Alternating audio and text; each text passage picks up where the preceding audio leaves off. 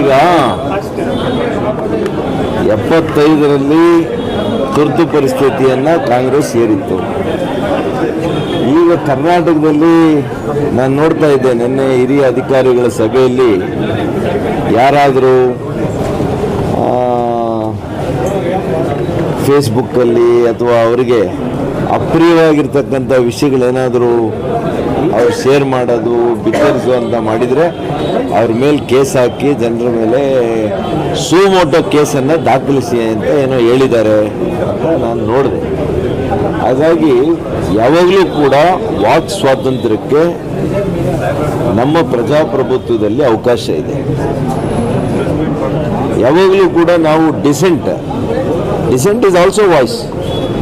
ಹಾಗಾಗಿ ನೀವು ಅವರವರ ಅಭಿಪ್ರಾಯಗಳಿಗೆ ಮನ್ನಣೆ ಕೊಡಬೇಕು. ನಿಮಗೆ ಇಷ್ಟ ಇಲ್ವಾ, ಅಪ್ರಿಯವಾಗಿದೆಯಾ ಬಿಡಿ, ಬಟ್ ಆದರೆ ಅವರ ವಾಕ್ ಸ್ವಾತಂತ್ರ್ಯವನ್ನೇ ಕಿತ್ಕೊಳ್ಳೋಂಥದ್ದು ಆ ಶಕ್ತಿ ಯಾರಿಗೂ ಇಲ್ಲ. ಯಾಕೆಂದರೆ ವಾಕ್ ಸ್ವಾತಂತ್ರ್ಯ ಅನ್ನುವಂಥದ್ದು ಮೂಲಭೂತವಾಗಿ ಇರ್ತಕ್ಕಂಥ ಹಕ್ಕು ನಮ್ಮ ಸಂವಿಧಾನದಲ್ಲಿ. ಮತ್ತೆ 50 ವರ್ಷಗಳ ಏನು ಕಹಿ ನೆನಪುಗಳು ನಮ್ಮಲ್ಲಿದೆ, ಅದನ್ನು ಇಲ್ಲಿ ಮತ್ತೆ ಮರುಕಳಿಸಿದಂಗೆ ನೋಡ್ಕೋಬೇಕು ಸರ್ಕಾರ ಅಂತ ನಾನು ಆಗ್ರಹವನ್ನು ಮಾಡ್ತೇನೆ. ಸರ್, ಈಗ ದೇಶಾದ್ಯಂತ ರಾಜ್ಯಾಧ್ಯಕ್ಷರ ಬದಲಾವಣೆಗಳು ಆಗ್ತಿದೆ, ಕರ್ನಾಟಕದಲ್ಲೂ ಮಾಡಬೇಕು ಅನ್ನೋ ಒತ್ತಾಯ ಮಾಡ್ತಿದ್ದಾರೆ ಸರ್. ನಮ್ಮ ಪಕ್ಷದ ತೀರ್ಮಾನಗಳು ಅದು ಹೈಕಮಾಂಡ್ನವರು ಮಾಡ್ತಾರೆ.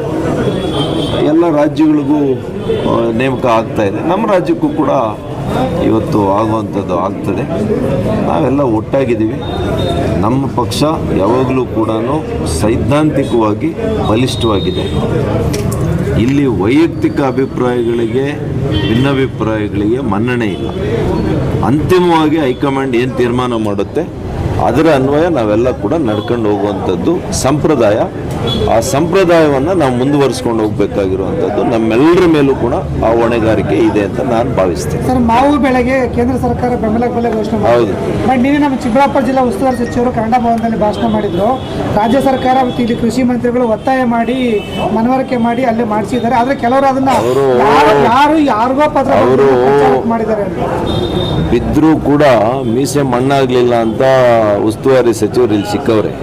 ಅವರು ಮಾಡೋದೂ ಇಲ್ಲ.